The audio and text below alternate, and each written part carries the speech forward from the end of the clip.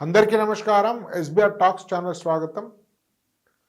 ఇప్పుడు భారతదేశంలో అత్యంత విశిష్టమైనటువంటి యూనివర్సిటీ అయిన అమృత యూనివర్సిటీ గురించి అత్యంత సమగ్ర విశ్లేషణ చూడబోతున్నారు. ఎస్బీఆర్ టాక్స్ యాప్లో విట్, మణిపాల్, అమృత, కాంబిడికే శాస్త్ర ఇలాంటి అనేక మంచి యూనివర్సిటీల యొక్క ఇంజనీరింగ్ కౌన్సిలింగ్ కోసం కోర్సు ఉంది. యాప్ డౌన్లోడ్ చేసుకునే ప్లేస్టోర్ నుంచి సంబంధిత కోర్సు మీకు అవసరమైతే తీసుకోవాల్సిందిగా సూచన. మీకు యాప్ డౌన్లోడ్లో కానీ కోర్సు తీసుకోవడం ఎలాంటి ఇబ్బందులు ఎదురైనా కూడా స్క్రీన్ మీద ఉండే నెంబర్కి ఫోన్ చేయండి. మిత్రులారా, అమృత యూనివర్సిటీ అనేది సిన్సియర్ విద్యార్థులకు స్వర్గధామం లాంటిది. మీరు అనేక విశ్లేషణలు, అనేక రివ్యూలు మీరు యూట్యూబ్లో చూసుండొచ్చు, కానీ ఇది అత్యంత లోతైనది, గంభీరమైనటువంటిది, సమగ్రమైనది.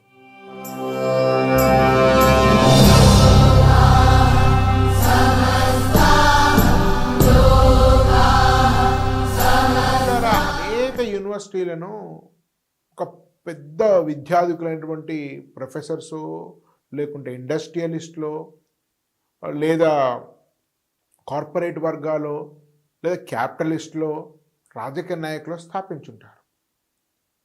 కానీ ఒక 4వ తరగతి చదువుకున్న మత్స్యకార కుటుంబంలోని నల్లటి మలయాళీ మహిళ ఇంత పెద్ద సామ్రాజ్యాన్ని నిర్మించడం ప్రపంచంలో ఇదొక వింత అనిపించడం లేదా మీకు?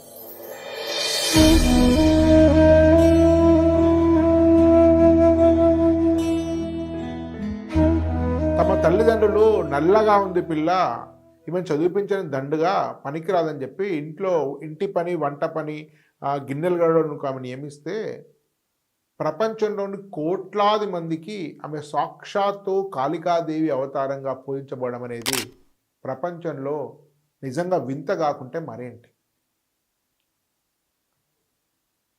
ఈరోజు అమృతానందమయ్య యొక్క భక్తులు కోట్ల కొలది ఉన్నారు. నేను స్వయంగా అమృత యూనివర్సిటీకి దాదాపు ఒక 10 సంవత్సరాల క్రితం వెళ్ళుంటాను, 8-9 సంవత్సరాల క్రితం వెళ్ళుంటాను. ఒక రోజంతా అమృతానందమయ్య మాత యొక్క స్నాతకోత్సవంలో పాల్గొన్నాను. ఇప్పుడు స్వామి దేవాత్మానంద అని, స్వామి చిన్మయానంద శిష్యులు కూడా అక్కడే ఉంటే వారి ఇన్విటేషన్ మీద వెళ్ళాను. అద్భుతమైనటువంటి దైవీ శక్తి ఆమెలో ప్రకటితం కావడం నేను నా కళ్ళారా చూశాను. అదే దివ్యశక్తి ఎంతో కొంత విద్యార్థులకు ఈ 4 ఏళ్లలో అంటుకోక మానదు. విద్యార్థుల జీవితంలో ఎంతో కొంత పరివర్తన కూడా రాక మానదు.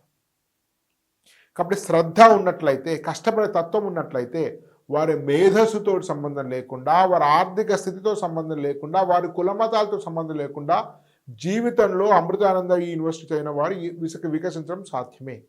అందరికీ భారీ పైకలు వస్తాయా లేదా అది వేరే విషయం, కానీ జీవితంలో అమృతానందమయ్య నుంచి, ఆ యూనివర్సిటీ నుంచి వచ్చేటువంటి దివ్యత్వం ఖచ్చితంగా వీళ్ళలో ఎంతో కొంత వారికి ప్రసరిస్తుంది. దానిలో ఎలాంటి అనుమానం లేదు మిత్రులారా.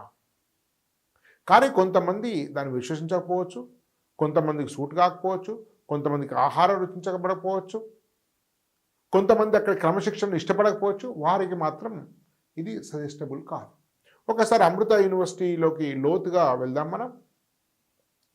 ఇది 1994, అంటే దాదాపు సరిగ్గా 30 సంవత్సరాల క్రితం కోయంబత్తూరుకి 20 కిలోమీటర్లోని ఎట్టిమడై అనేటువంటి గ్రామంలో అమ్మ స్థాపించింది. అమృతానందమయ్య పేరు అమ్మానే పిలుస్తారు.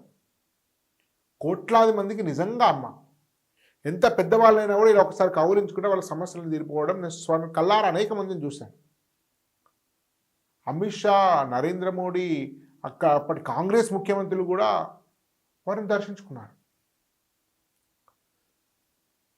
అయితే ఇది ఈనాడు దాదాపు 12,000 మందికి పైగా విద్యార్థులతోటి, 1,500 మంది స్టాఫ్ తోటి కలకల్లాడుతుంది.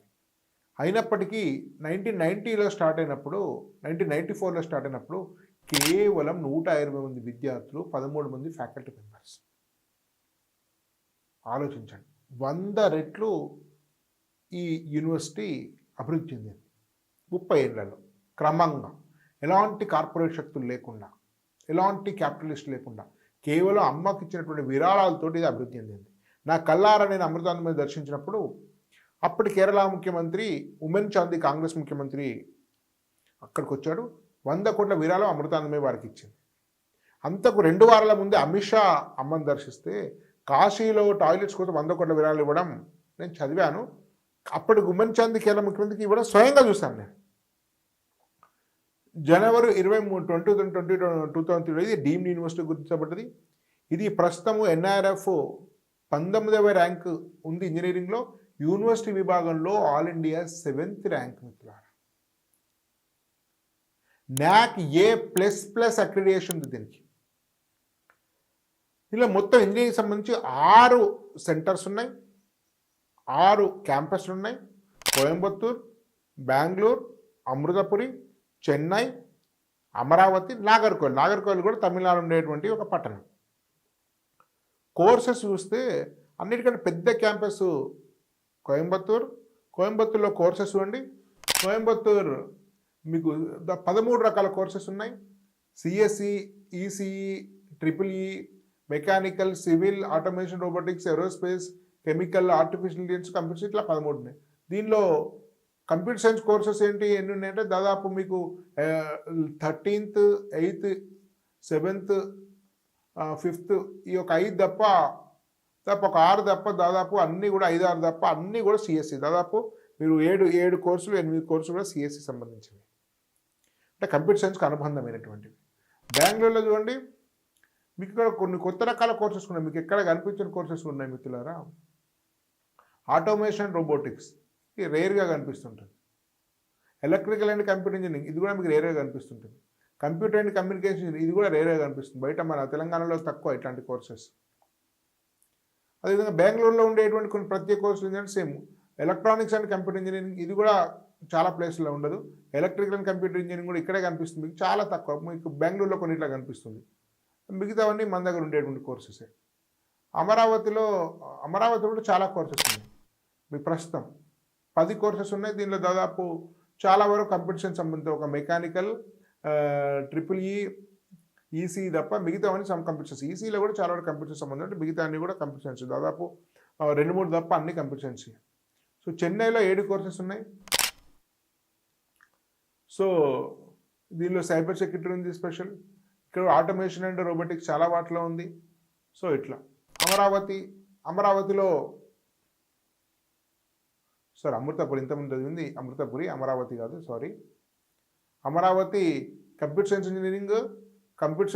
ఇంజనీరింగ్, AI, అదేవిధంగా కంప్యూటర్ అండ్ కమ్యూనికేషన్ 3 ఉన్నాయి. నాగర్కోయిల్లో కూడా 3. సో అమరావతి, నాగర్కోయిల్లో కూడా 3 ఉన్నాయి. అయితే ప్రతి డిపార్ట్మెంట్లో కూడా internet of things, automation, robotics, artificial intelligence and machine learning మరియు డేటా సైన్స్ స్పెషలైజేషన్ తీసుకోవచ్చు. అంటే ఇవన్నీ కూడా ఇవి కామన్. ప్రతి బ్రాంచ్ ఏ బ్రాంచ్లో ఉన్నా కూడా internet of things, automation, robotics, artificial intelligence, machine learning చదవచ్చు. అంటే మెకానికల్ చదవచ్చు, సివిల్ చదవచ్చు, కెమికల్ చదవచ్చు. సో ఇట్లా ECE వీళ్ళందరూ కూడా ఇది చదవడానికి వీలుంది. ఒకసారి కోయంబత్తూరు క్యాంపస్ చూస్తే కోయంబత్తూరు 330 సంవత్సరాల క్రితం కోయంబత్తూరు 400 ఎకరాల విస్తీర్ణంలో ఇది కోయంబత్తూరు 20 కిలోమీటర్ల దూరంలో ఉంది. 400 acres మిత్రులారా. ఇది హెడ్ క్వార్టర్స్ అన్నిటికీ. ఇది ఇంతకుముందు చెప్పినట్టు 19th ర్యాంక్లో ఉంది. ఈ అన్ని రకాల డిపార్ట్మెంట్స్ మనం ఇప్పటికే చూసారు. సో ఫెసిలిటీస్ కూడా చాలా ఉన్నాయి దీనికి. ఫైబర్ ఆప్టిక్స్ కేబుల్స్ సంబంధించినవి ఉన్నాయి, నెట్వర్క్ ఇన్ఫ్రాస్ట్రక్చర్ డిజైన్ ఇవన్నీ ఉన్నాయి.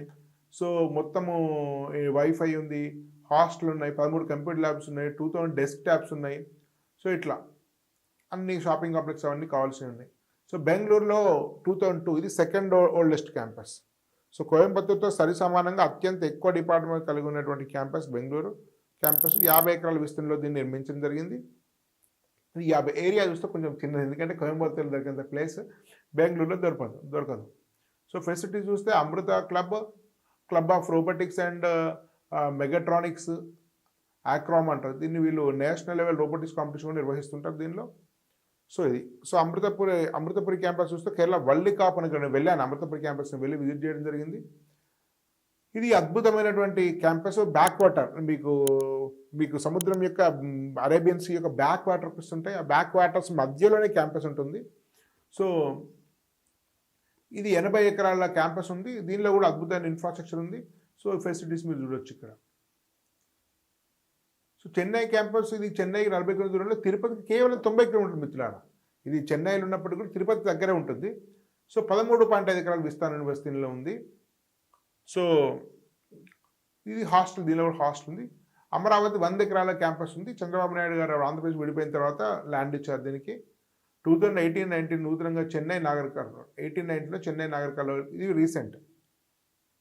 సో మరియు అమరావతి 3 క్యాంపస్ కూడా 3 స్టార్ట్ అయినాయి, 18-19 స్టార్ట్ అయినాయి. కాబట్టి చెన్నై, అమరావతి వీటిలలో డిపార్ట్మెంట్స్ తక్కువ ఉంటాయి. సో పాత అంటే 3 పాతవి 3 కొత్తవి. So Coimbatore, Bengaluru and Amritapuri. ప్రతి ఒక్కరు కూడా హాస్టలే ఉండాలి.